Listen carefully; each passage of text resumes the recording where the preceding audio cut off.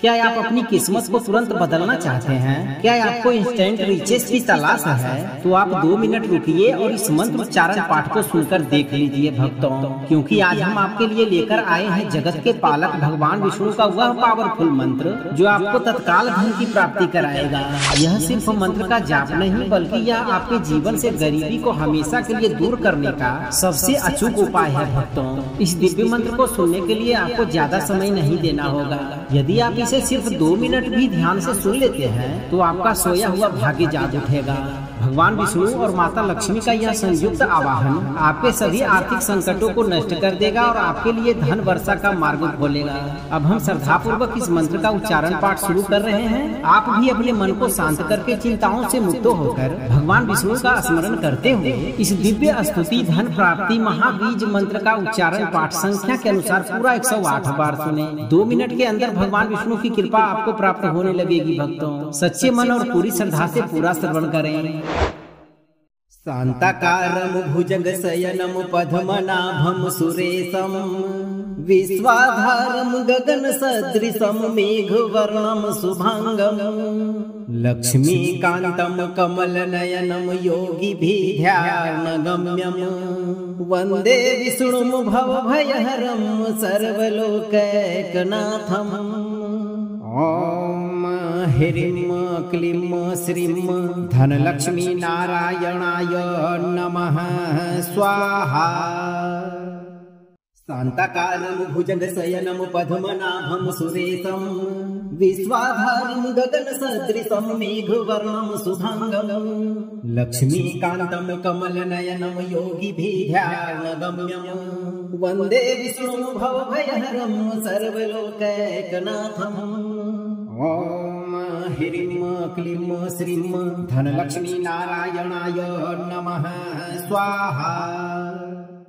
शांताकारं भुजगशयनं पद्मनाभं सुरेशं विश्वाधारं गगनसदृशं मेघवर्णं शुभांगं लक्ष्मीकान्तं कमलनयनं योगिभिर्ध्यानगम्यं वन्दे विष्णुं भवभयहरं सर्वलोकैकनाथम्।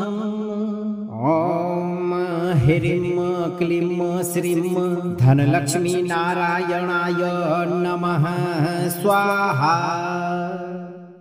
शांताकारं भुजगशयनं पद्मनाभं सुरेशं विश्वाधारं गगनसदृशं मेघवर्णं शुभांगं लक्ष्मीकान्तं कमलनयनं योगिभिर्ध्यानगम्यं वन्दे विष्णुं भवभयहरं सर्वलोकैकनाथम्। ॐ ह्रीं क्लीं श्रीं धनलक्ष्मी नारायणाय नमः स्वाहा।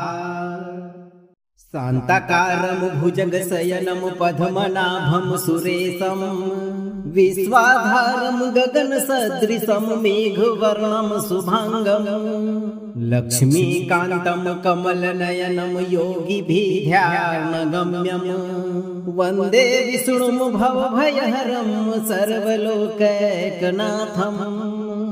ॐ ह्रीं क्लीं श्रीं धनलक्ष्मी नारायणाय नमः स्वाहा। शांताकारं भुजगशयनं पद्मनाभं सुरेशं विश्वाधारं गगनसदृशं मेघवर्णं शुभांगं लक्ष्मीकान्तं कमलनयनं योगिभिर्ध्यानगम्यं वन्दे विष्णुं भवभयहरं सर्वलोकैकनाथम्। ॐ ह्रीं क्लीं श्रीं धनलक्ष्मी नारायणाय नमः स्वाहा। शांताकारं भुजगशयनं पद्मनाभं सुरेशं विश्वाधारं गगनसदृशं मेघवर्णं शुभांगं लक्ष्मीकान्तं कमलनयनं योगिभिर्ध्यानगम्यं वन्दे विष्णुं भवभयहरं सर्वलोकैकनाथम्। ॐ ह्रीं क्लीं श्रीं धनलक्ष्मी नारायणाय नमः स्वाहा। शान्ताकारं भुजगशयनं पद्मनाभं सुरेशं विश्वाधारं गगनसदृशं मेघवर्णं शुभाङ्गं लक्ष्मीकान्तं कमलनयनं योगिभिर्ध्यानगम्यं वन्दे विष्णुं भवभयहरं सर्वलोकैकनाथम्। ॐ ह्रीं क्लीं श्रीं धनलक्ष्मी नारायणाय नमः स्वाहा। शान्ताकारं भुजगशयनं पद्मनाभं सुरेशं विश्वाधारं गगनसदृशं मेघवर्णं शुभाङ्गं लक्ष्मीकान्तं कमलनयनं योगिभिर्ध्यानगम्यं वन्दे विष्णुं भवभयहरं सर्वलोकैकनाथम्। ॐ ह्रीं क्लीं श्रीं धनलक्ष्मी नारायणाय नमः स्वाहा। शान्ताकारं भुजगशयनं पद्मनाभं सुरेशं विश्वाधारं गगनसदृशं मेघवर्णं शुभाङ्गं लक्ष्मीकान्तं कमलनयनं योगिभिर्ध्यानगम्यं वन्दे विष्णुं भवभयहरं सर्वलोकैकनाथम्। ॐ ह्रीं क्लीं श्रीं धनलक्ष्मी नारायणाय नमः स्वाहा। शान्ताकारं भुजगशयनं पद्मनाभं सुरेशं विश्वाधारं गगनसदृशं मेघवर्णं शुभाङ्गं लक्ष्मीकान्तं कमलनयनं योगिभिर्ध्यानगम्यं वन्दे विष्णुं भवभयहरं सर्वलोकैकनाथम्। ॐ ह्रीं क्लीं श्रीं धनलक्ष्मी नारायणाय नमः स्वाहा। शान्ताकारं भुजगशयनं पद्मनाभं सुरेशं विश्वाधारं गगनसदृशं मेघवर्णं शुभाङ्गं लक्ष्मीकान्तं कमलनयनं योगिभिर्ध्यानगम्यं वन्दे विष्णुं भवभयहरं सर्वलोकैकनाथम्।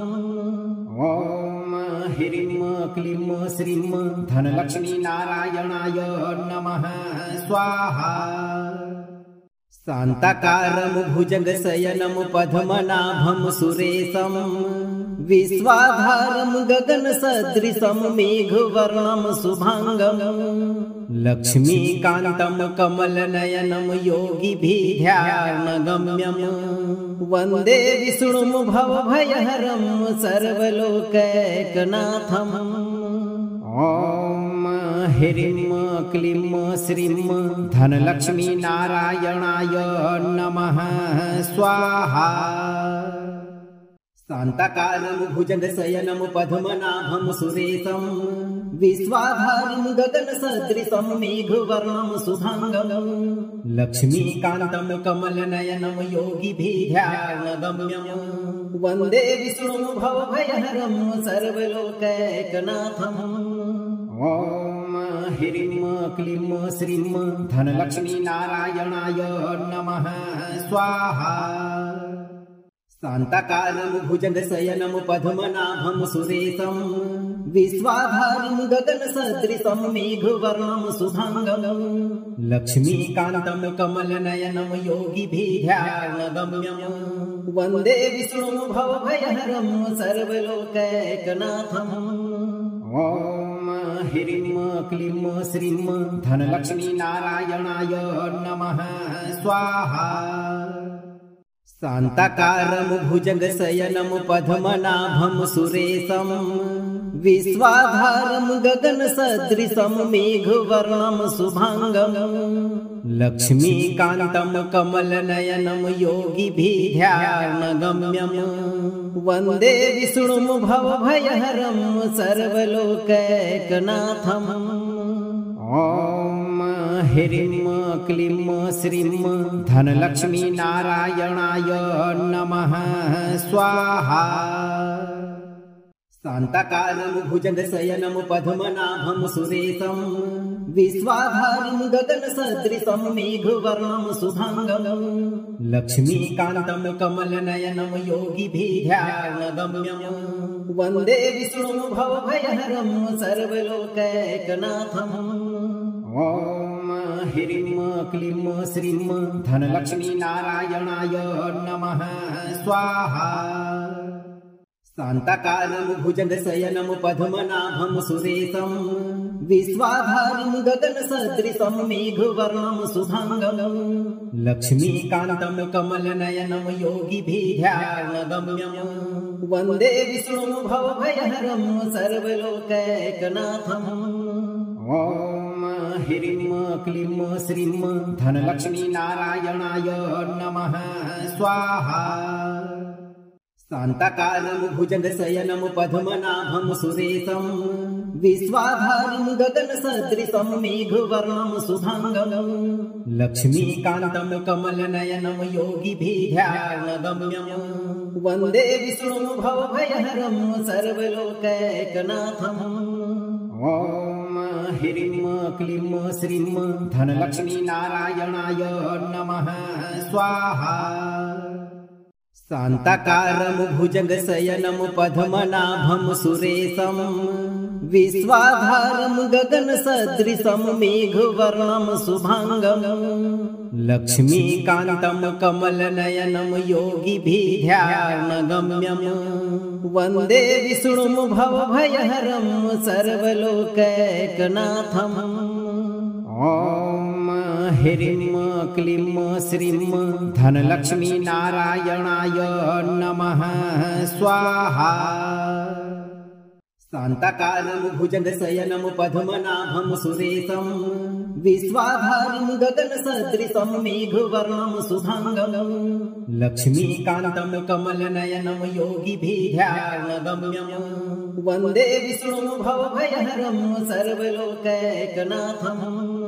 ॐ ह्रीं क्लीं श्रीं धनलक्ष्मी नारायणाय नमः स्वाहा। शान्ताकारं भुजगशयनं पद्मनाभं सुरेशं विश्वाधारं गगनसदृशं मेघवर्णं शुभांगं लक्ष्मीकान्तं कमलनयनं योगिभिर्ध्यानगम्यं वन्दे विष्णुं भवभयहरं सर्वलोकैकनाथम्। ॐ ह्रीं क्लीं श्रीं धनलक्ष्मी नारायणाय नमः स्वाहा। शान्ताकारं भुजगशयनं पद्मनाभं सुरेशं विश्वाधारं गगनसदृशं मेघवर्णं शुभांगं लक्ष्मीकान्तं कमलनयनं योगिभिर्ध्यानगम्यं वन्दे विष्णुं भवभयहरं सर्वलोकैकनाथम्। ॐ ह्रीं क्लीं श्रीं धनलक्ष्मी नारायणाय नमः स्वाहा। शान्ताकारं भुजगशयनं पद्मनाभं सुरेशं विश्वाधारं गगनसदृशं मेघवर्णं शुभांगं लक्ष्मीकान्तं कमलनयनं योगिभिर्ध्यानगम्यं वन्दे विष्णुं भवभयहरं सर्वलोकैकनाथम्। ॐ ह्रीं क्लीं श्रीं धनलक्ष्मी नारायणाय नमः स्वाहा। शान्ताकारं भुजगशयनं पद्मनाभं सुरेशं विश्वाधारं गगनसदृशं मेघवर्णं शुभांगं लक्ष्मीकान्तं कमलनयनं योगिभिर्ध्यानगम्यं वन्दे विष्णुं भवभयहरं सर्वलोकैकनाथम्। ॐ ह्रीं क्लीं श्रीं धनलक्ष्मी नारायणाय नमः स्वाहा। शान्ताकारं भुजगशयनं पद्मनाभं सुरेशं विश्वाधारं गगनसदृशं मेघवर्णं शुभांगं लक्ष्मीकान्तं कमलनयनं योगिभिर्ध्यानगम्यं वन्दे विष्णुं भवभयहरं सर्वलोकैकनाथम्। ॐ ह्रीं क्लीं श्रीं धनलक्ष्मी नारायणाय नमः स्वाहा। शान्ताकारं भुजगशयनं पद्मनाभं सुरेशं विश्वाधारं गगनसदृशं मेघवर्णं शुभांगं लक्ष्मीकान्तं कमलनयनं योगिभिर्ध्यानगम्यं वन्दे विष्णुं भवभयहरं सर्वलोकैकनाथम्। ॐ ह्रीं क्लीं श्रीं धनलक्ष्मी नारायणाय नमः स्वाहा। शान्ताकारं भुजगशयनं पद्मनाभं सुरेशं विश्वाधारं गगनसदृशं मेघवर्णं शुभांगं लक्ष्मीकान्तं कमलनयनं योगिभिर्ध्यानगम्यं वन्दे विष्णुं भवभयहरं सर्वलोकैकनाथम्। ॐ ह्रीं क्लीं श्रीं धनलक्ष्मी नारायणाय नमः स्वाहा। शान्ताकारं भुजगशयनं पद्मनाभं सुरेशं विश्वाधारं गगनसदृशं मेघवर्णं शुभांगं लक्ष्मीकान्तं कमलनयनं योगिभिर्ध्यानगम्यं वन्दे विष्णुं भवभयहरं सर्वलोकैकनाथम्। ॐ ह्रीं क्लीं श्रीं धनलक्ष्मी नारायणाय नमः स्वाहा। शान्ताकारं भुजगशयनं पद्मनाभं सुरेशं विश्वाधारं गगनसदृशं मेघवर्णं शुभांगं लक्ष्मीकान्तं कमलनयनं योगिभिर्ध्यानगम्यं वन्दे विष्णुं भवभयहरं सर्वलोकैकनाथम्। ॐ ह्रीं क्लीं श्रीं धनलक्ष्मी नारायणाय नमः स्वाहा।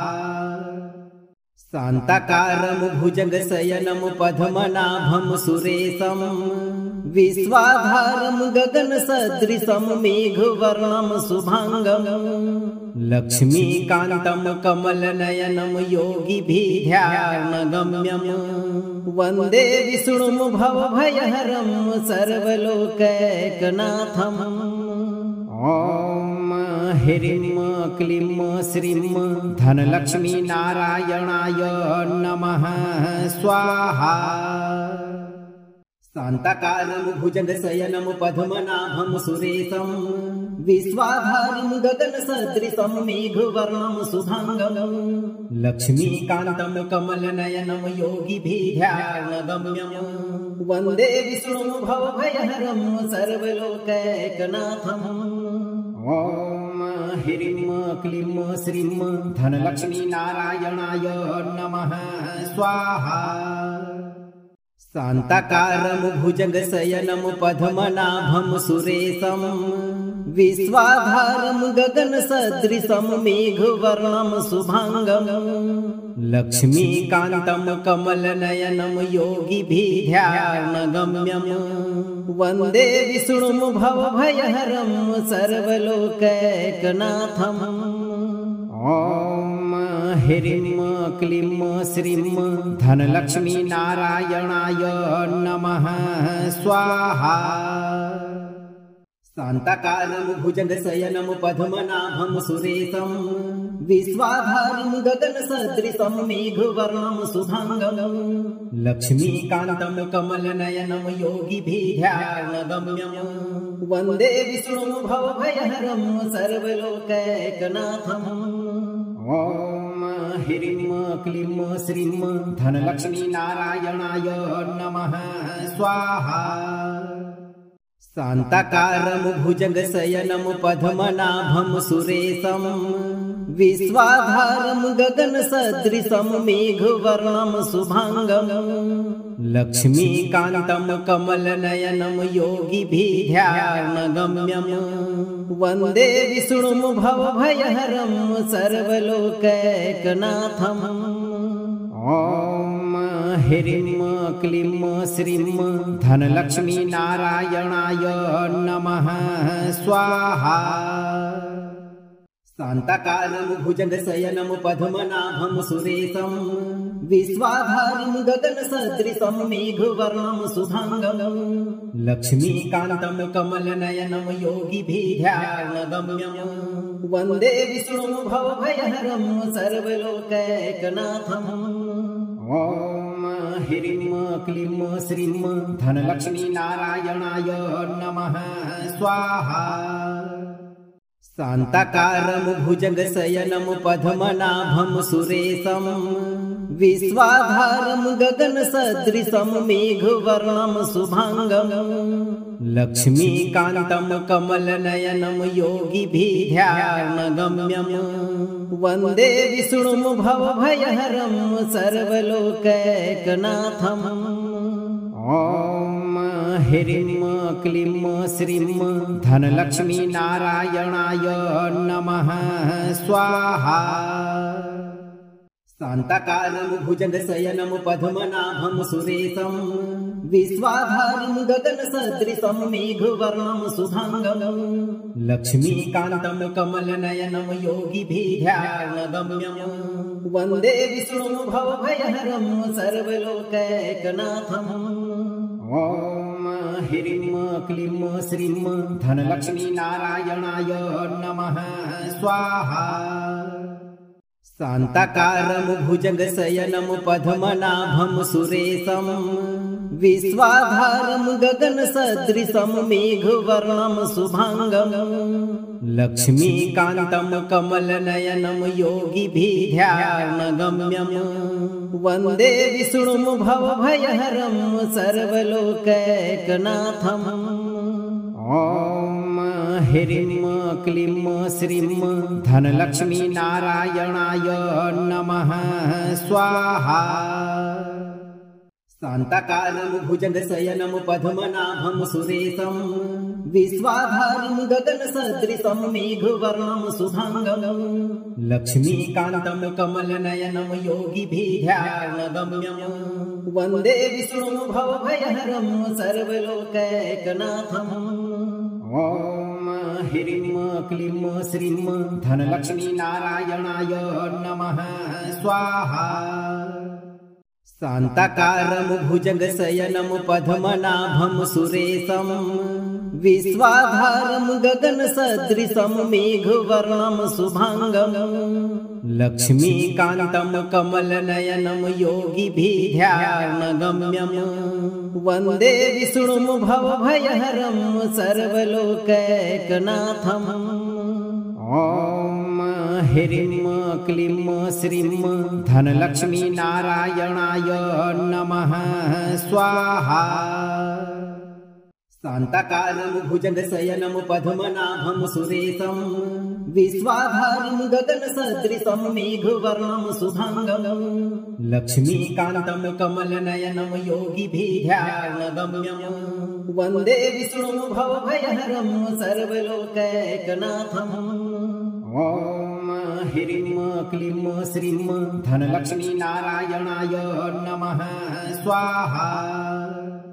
शान्ताकारं भुजगशयनं पद्मनाभं सुरेशं विश्वाधारं गगनसदृशं मेघवर्णं शुभांगं लक्ष्मीकान्तं कमलनयनं योगिभिर्ध्यानगम्यं वन्दे विष्णुं भवभयहरं सर्वलोकैकनाथम्।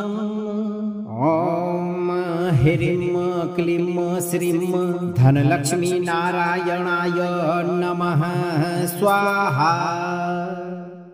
शान्ताकारं भुजगशयनं पद्मनाभं सुरेशं विश्वाधारं गगनसदृशं मेघवर्णं शुभांगं लक्ष्मीकान्तं कमलनयनं योगिभिर्ध्यानगम्यं वन्दे विष्णुं भवभयहरं सर्वलोकैकनाथम्।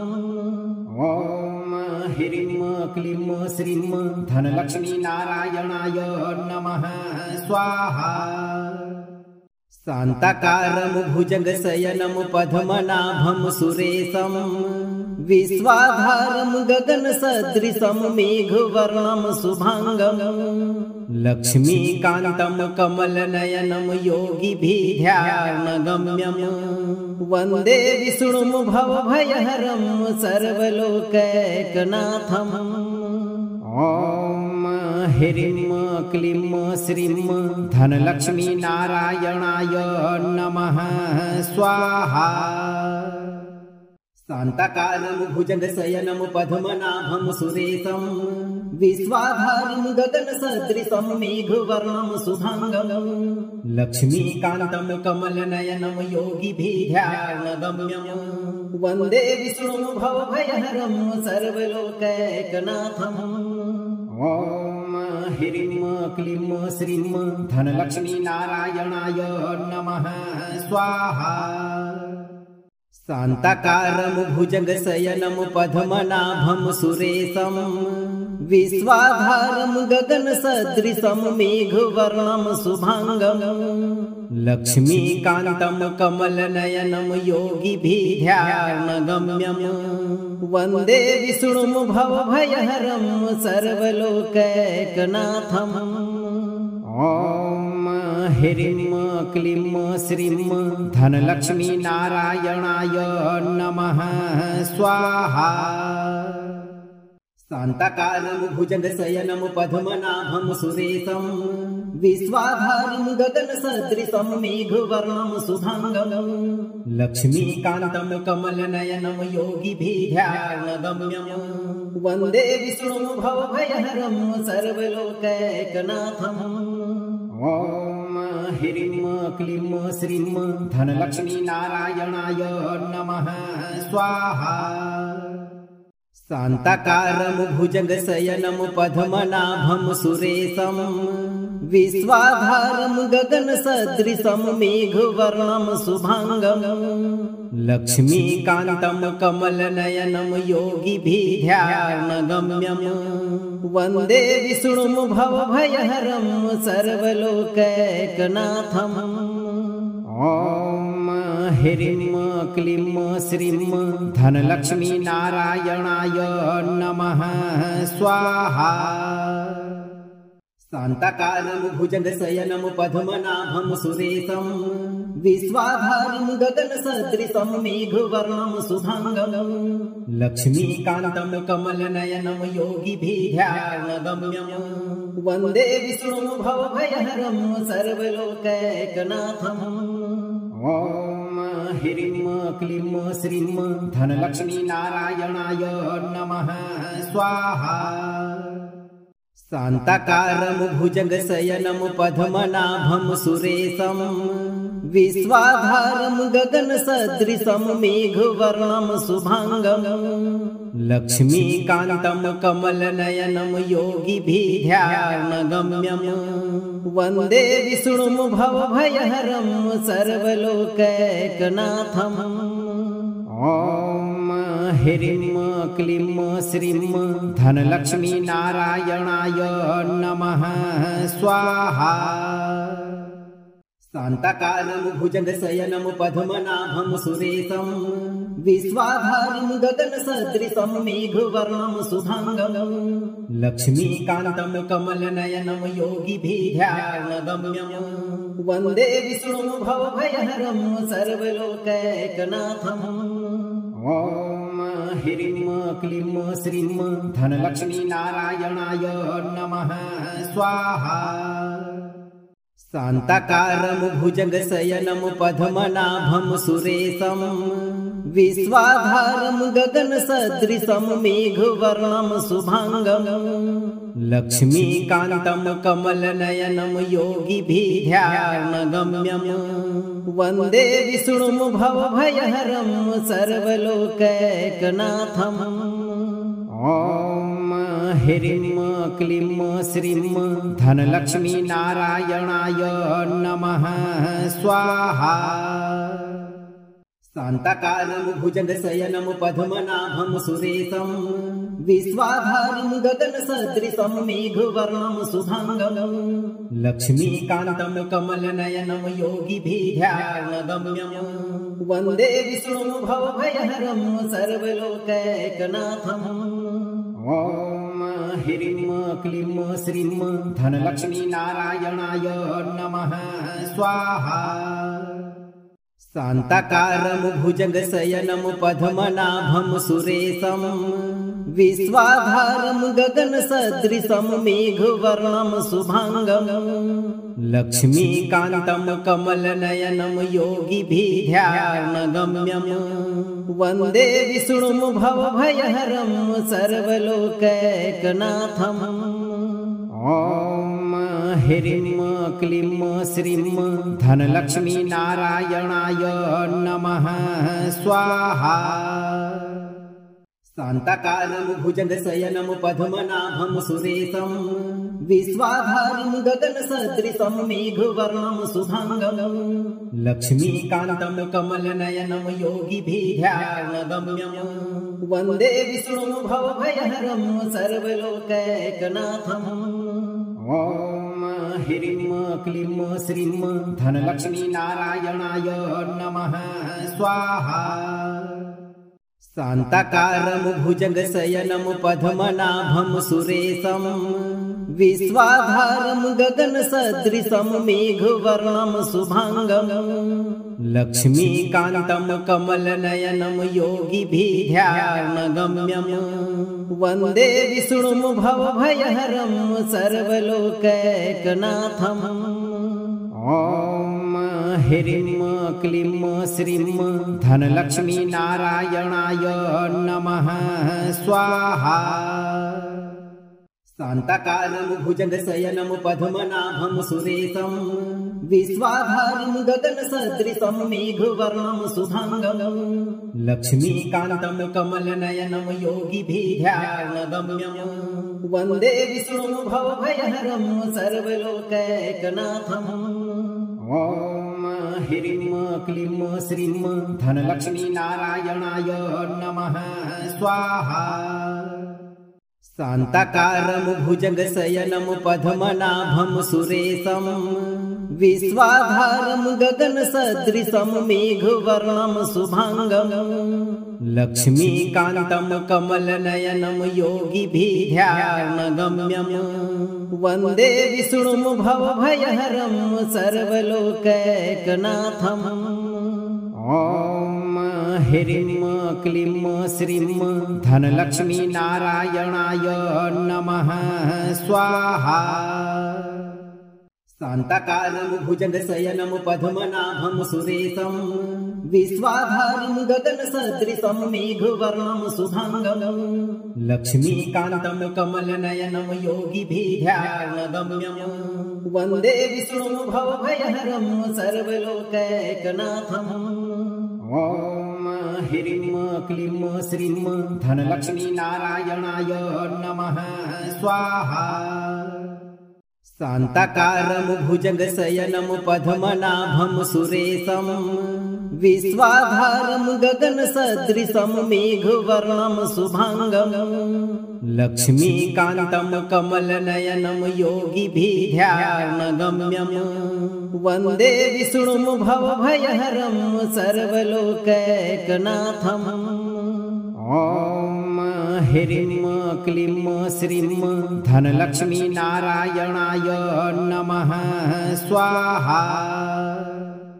शान्ताकारं भुजगशयनं पद्मनाभं सुरेशं विश्वाधारं गगनसदृशं मेघवर्णं शुभांगं लक्ष्मीकान्तं कमलनयनं योगिभिर्ध्यानगम्यं वन्दे विष्णुं भवभयहरं सर्वलोकैकनाथम्। ॐ ह्रीं क्लीं श्रीं धनलक्ष्मी नारायणाय नमः स्वाहा। शान्ताकारं भुजगशयनं पद्मनाभं सुरेशं विश्वाधारं गगनसदृशं मेघवर्णं शुभांगं लक्ष्मीकान्तं कमलनयनं योगिभिर्ध्यानगम्यं वन्दे विष्णुं भवभयहरं सर्वलोकैकनाथम्।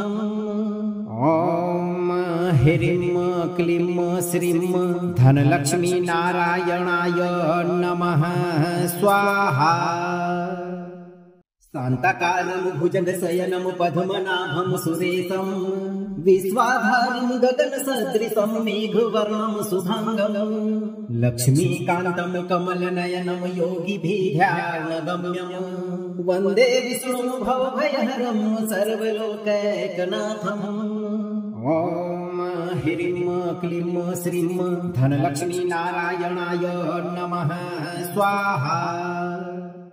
शान्ताकारं भुजगशयनं पद्मनाभं सुरेशं विश्वाधारं गगनसदृशं मेघवर्णं शुभांगं लक्ष्मीकान्तं कमलनयनं योगिभिर्ध्यानगम्यं वन्दे विष्णुं भवभयहरं सर्वलोकैकनाथम्। ॐ ह्रीं क्लीं श्रीं धनलक्ष्मी नारायणाय नमः स्वाहा। शान्ताकारं भुजगशयनं पद्मनाभं सुरेशं विश्वाधारं गगनसदृशं मेघवर्णं शुभांगं लक्ष्मीकान्तं कमलनयनं योगिभिर्ध्यानगम्यं वन्दे विष्णुं भवभयहरं सर्वलोकैकनाथम्। ॐ ह्रीं क्लीं श्रीं धनलक्ष्मी नारायणाय नमः स्वाहा। शान्ताकारं भुजगशयनं पद्मनाभं सुरेशं विश्वाधारं गगनसदृशं मेघवर्णं शुभांगं लक्ष्मीकान्तं कमलनयनं योगिभिर्ध्यानगम्यं वन्दे विष्णुं भवभयहरं सर्वलोकैकनाथम्। ॐ ह्रीं क्लीं श्रीं धनलक्ष्मी नारायणाय नमः स्वाहा। शान्ताकारं भुजगशयनं पद्मनाभं सुरेशं विश्वाधारं गगनसदृशं मेघवर्णं शुभांगं लक्ष्मीकान्तं कमलनयनं योगिभिर्ध्यानगम्यं वन्दे विष्णुं भवभयहरं सर्वलोकैकनाथम्। ॐ ह्रीं क्लीं श्रीं धनलक्ष्मी नारायणाय नमः स्वाहा। शान्ताकारं भुजगशयनं पद्मनाभं सुरेशं विश्वाधारं गगनसदृशं मेघवर्णं शुभांगं लक्ष्मीकान्तं कमलनयनं योगिभिर्ध्यानगम्यं वन्दे विष्णुं भवभयहरं सर्वलोकैकनाथम्। ॐ ह्रीं क्लीं श्रीं धनलक्ष्मी नारायणाय नमः स्वाहा। शान्ताकारं भुजगशयनं पद्मनाभं सुरेशं विश्वाधारं गगनसदृशं मेघवर्णं शुभांगं लक्ष्मीकान्तं कमलनयनं योगिभिर्ध्यानगम्यं वन्दे विष्णुं भवभयहरं सर्वलोकैकनाथम्। ॐ ह्रीं क्लीं श्रीं धनलक्ष्मी नारायणाय नमः स्वाहा। शान्ताकारं भुजगशयनं पद्मनाभं सुरेशं विश्वाधारं गगनसदृशं मेघवर्णं शुभांगं लक्ष्मीकान्तं कमलनयनं योगिभिर्ध्यानगम्यं वन्दे विष्णुं भवभयहरं सर्वलोकैकनाथम्। ॐ ह्रीं क्लीं श्रीं धनलक्ष्मी नारायणाय नमः स्वाहा। शान्ताकारं भुजगशयनं पद्मनाभं सुरेशं विश्वाधारिं गगनसदृशं मेघवर्णं शुभांगं लक्ष्मीकान्तं कमलनयनं योगिभिर्ध्यानगम्यं वन्दे विष्णुं भवभयहरं सर्वलोकैकनाथम्। ॐ ह्रीं क्लीं श्रीं धनलक्ष्मी नारायणाय नमः स्वाहा। शान्ताकारं भुजगशयनं पद्मनाभं सुरेशं विश्वाधारं गगनसदृशं मेघवर्णं शुभांगं लक्ष्मीकान्तं कमलनयनं योगिभिर्ध्यानगम्यं वन्दे विष्णुं भवभयहरं सर्वलोकैकनाथम्। ॐ ह्रीं क्लीं श्रीं धनलक्ष्मी नारायणाय नमः स्वाहा। शान्ताकारं भुजगशयनं पद्मनाभं सुरेशं विश्वाधारिं गगनसदृशं मेघवर्णं शुभांगं लक्ष्मीकान्तं कमलनयनं योगिभिर्ध्यानगम्यं वन्दे विष्णुं भवभयहरं सर्वलोकैकनाथम्। ॐ ह्रीं क्लीं श्रीं धनलक्ष्मी नारायणाय नमः स्वाहा। शान्ताकारं भुजगशयनं पद्मनाभं सुरेशं विश्वाधारं गगनसदृशं मेघवर्णं शुभांगं लक्ष्मीकान्तं कमलनयनं योगिभिर्ध्यानगम्यं वन्दे विष्णुं भवभयहरं सर्वलोकैकनाथम्। ॐ ह्रीं क्लीं श्रीं धनलक्ष्मी नारायणाय नमः स्वाहा। शान्ताकारं भुजगशयनं पद्मनाभं सुरेशं विश्वाधारिं गगनसदृशं मेघवर्णं शुभांगं लक्ष्मीकान्तं कमलनयनं योगिभिर्ध्यानगम्यं वन्दे विष्णुं भवभयहरं सर्वलोकैकनाथम्। ॐ ह्रीं क्लीं श्रीं धनलक्ष्मी नारायणाय नमः स्वाहा। शान्ताकारं भुजगशयनं पद्मनाभं सुरेशं विश्वाधारिं गगनसदृशं मेघवर्णं शुभांगं लक्ष्मीकान्तं कमलनयनं योगिभिर्ध्यानगम्यं वन्दे विष्णुं भवभयहरं सर्वलोकैकनाथम्। ॐ ह्रीं क्लीं श्रीं धनलक्ष्मी नारायणाय नमः स्वाहा। शान्ताकारं भुजगशयनं पद्मनाभं सुरेशं विश्वाधारिं गगनसदृशं मेघवर्णं शुभांगं लक्ष्मीकान्तं कमलनयनं योगिभिर्ध्यानगम्यं वन्दे विष्णुं भवभयहरं सर्वलोकैकनाथम्। ॐ ह्रीं क्लीं श्रीं धनलक्ष्मी नारायणाय नमः स्वाहा। शान्ताकारं भुजगशयनं पद्मनाभं सुरेशं विश्वाधारिं गगनसदृशं मेघवर्णं शुभांगं लक्ष्मीकान्तं कमलनयनं योगिभिर्ध्यानगम्यं वन्दे विष्णुं भवभयहरं सर्वलोकैकनाथम्। ॐ ह्रीं क्लीं श्रीं धनलक्ष्मी नारायणाय नमः स्वाहा। शान्ताकारं भुजगशयनं पद्मनाभं सुरेशं विश्वाधारिं गगनसदृशं मेघवर्णं शुभांगं लक्ष्मीकान्तं कमलनयनं योगिभिर्ध्यानगम्यं वन्दे विष्णुं भवभयहरं सर्वलोकैकनाथम्। ॐ ह्रीं क्लीं श्रीं धनलक्ष्मी नारायणाय नमः स्वाहा। शान्ताकारं भुजगशयनं पद्मनाभं सुरेशं विश्वाधारिं गगनसदृशं मेघवर्णं शुभांगं लक्ष्मीकान्तं कमलनयनं योगिभिर्ध्यानगम्यं वन्दे विष्णुं भवभयहरं सर्वलोकैकनाथम्। ॐ ह्रीं क्लीं श्रीं धनलक्ष्मी नारायणाय नमः स्वाहा। शान्ताकारं भुजगशयनं पद्मनाभं सुरेशं विश्वाधारं गगनसदृशं मेघवर्णं शुभांगं लक्ष्मीकान्तं कमलनयनं योगिभिर्ध्यानगम्यं वन्दे विष्णुं भवभयहरं सर्वलोकैकनाथम्। ॐ ह्रीं क्लीं श्रीं धनलक्ष्मी नारायणाय नमः स्वाहा। शान्ताकारं भुजगशयनं पद्मनाभं सुरेशं विश्वाधारं गगनसदृशं मेघवर्णं शुभांगं लक्ष्मीकान्तं कमलनयनं योगिभिर्ध्यानगम्यं वन्दे विष्णुं भवभयहरं सर्वलोकैकनाथम्। ॐ ह्रीं क्लीं श्रीं धनलक्ष्मी नारायणाय नमः स्वाहा।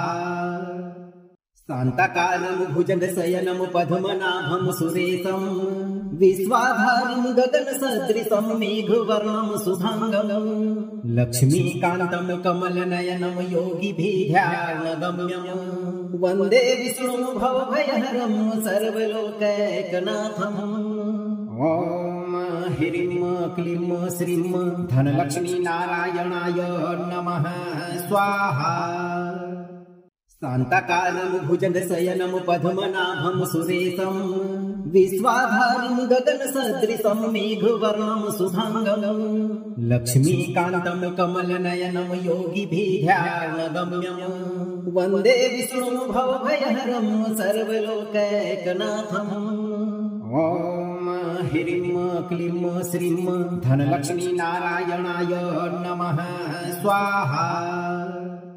शान्ताकारं भुजगशयनं पद्मनाभं सुरेशं विश्वाधारं गगनसदृशं मेघवर्णं शुभांगं लक्ष्मीकान्तं कमलनयनं योगिभिर्ध्यानगम्यं वन्दे विष्णुं भवभयहरं सर्वलोकैकनाथम्।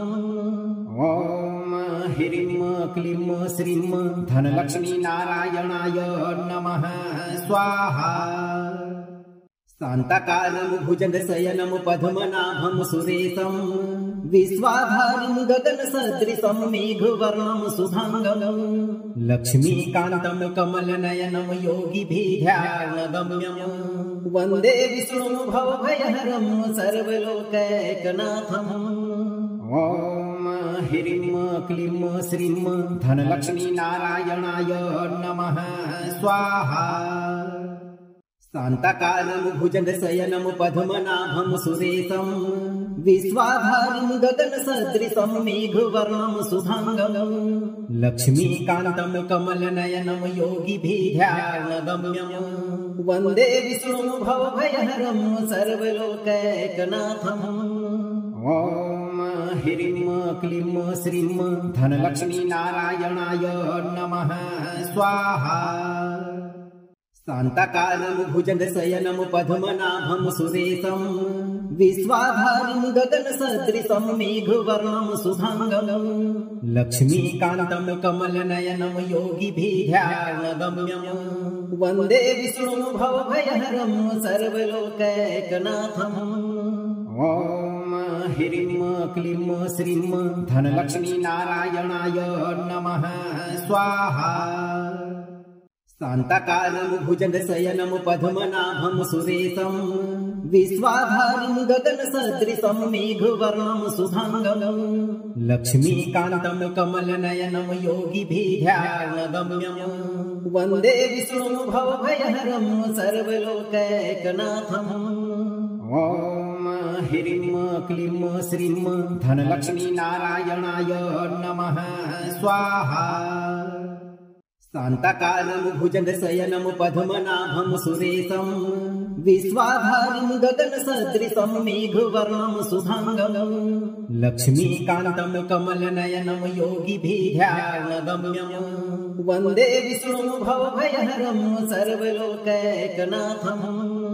ॐ ह्रीं क्लीं श्रीं धनलक्ष्मी नारायणाय नमः स्वाहा। शान्ताकारं भुजगशयनं पद्मनाभं सुरेशं विश्वाधारं गगनसदृशं मेघवर्णं शुभांगं लक्ष्मीकान्तं कमलनयनं योगिभिर्ध्यानगम्यं वन्दे विष्णुं भवभयहरं सर्वलोकैकनाथम्। ॐ ह्रीं क्लीं श्रीं धनलक्ष्मी नारायणाय नमः स्वाहा। शान्ताकारं भुजगशयनं पद्मनाभं सुरेशं विश्वाधारं गगनसदृशं मेघवर्णं शुभांगं लक्ष्मीकान्तं कमलनयनं योगिभिर्ध्यानगम्यं वन्दे विष्णुं भवभयहरं सर्वलोकैकनाथम्। ॐ ह्रीं क्लीं श्रीं धनलक्ष्मी नारायणाय नमः स्वाहा। शान्ताकारं भुजगशयनं पद्मनाभं सुरेशं विश्वाधारं गगनसदृशं मेघवर्णं शुभांगं लक्ष्मीकान्तं कमलनयनं योगिभिर्ध्यानगम्यं वन्दे विष्णुं भवभयहरं सर्वलोकैकनाथम्। ॐ ह्रीं क्लीं श्रीं धनलक्ष्मी नारायणाय नमः स्वाहा। शान्ताकारं भुजगशयनं पद्मनाभं सुरेशं विश्वाधारं गगनसदृशं मेघवर्णं शुभांगं लक्ष्मीकान्तं कमलनयनं योगिभिर्ध्यानगम्यं वन्दे विष्णुं भवभयहरं सर्वलोकैकनाथम्। ॐ ह्रीं क्लीं श्रीं धनलक्ष्मी नारायणाय नमः स्वाहा। शान्ताकारं भुजगशयनं पद्मनाभं सुरेशं विश्वाधारं गगनसदृशं मेघवर्णं शुभांगं लक्ष्मीकान्तं कमलनयनं योगिभिर्ध्यानगम्यं वन्दे विष्णुं भवभयहरं सर्वलोकैकनाथम्। ॐ ह्रीं क्लीं श्रीं धनलक्ष्मी नारायणाय नमः स्वाहा।